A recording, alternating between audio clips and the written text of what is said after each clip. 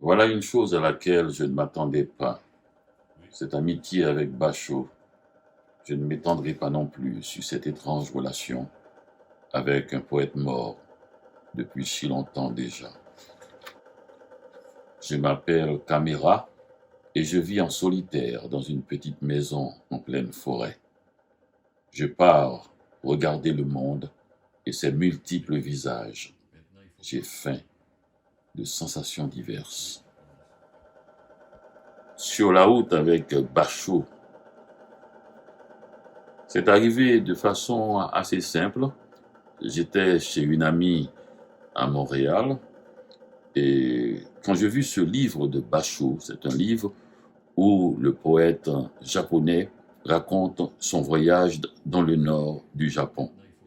Et durant tout ce voyage, il écrivait des haïkus, des poèmes extrêmement brefs qu'il laissait sur son passage comme le petit pousset laisse des cailloux blancs dans la forêt pour ne pas se perdre, pour pouvoir retrouver son chemin.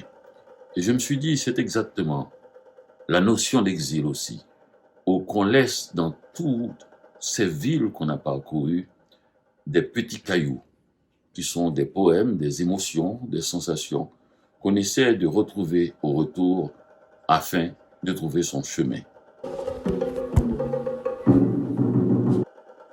Pour la simple raison qu'il ne vit pas dans son pays natal, un écrivain épuise une grande partie de sa précieuse énergie à répondre à des questions relatives au fait qu'il n'habite pas dans le pays où il est né. Sur la route avec Bachot, où j'ai voulu à ma manière faire le voyage qu'a fait Bachot il y a 2 siècles dans le nord du Japon. Il avait franchi un paysage calme, serein, feuillu, verdoyant, et le poète était souvent ému par la nature qu'il voyait. De mon côté, mon voyage est différent.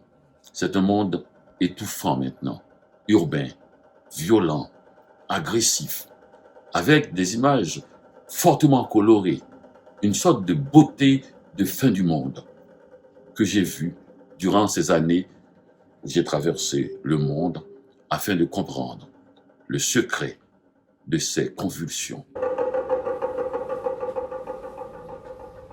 Je garde les yeux ouverts jusqu'à la fin, même si je ne ressens rien.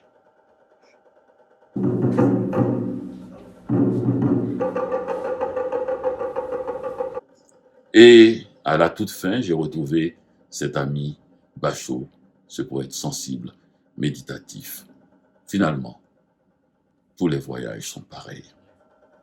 À l'arrivée, comme au retour, on se retrouve les mains vides, mais le cœur gorgé d'émotions.